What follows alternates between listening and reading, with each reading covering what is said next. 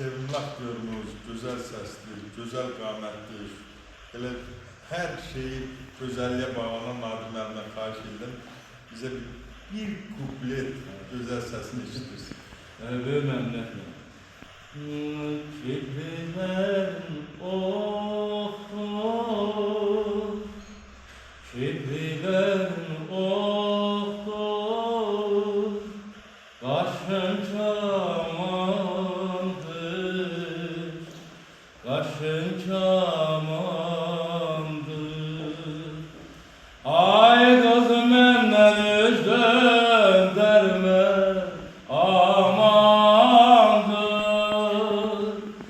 Gözəl məndən üz döndərmə, amandır.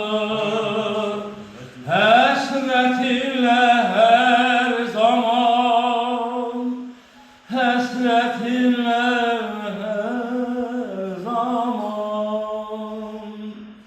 Gözüm qaldı o yollarda göz, həsrətinlə hər zaman, həsrətinlə hər zaman. Gözüm qaldı o yollarda göz, gözüm qaldı o yollarda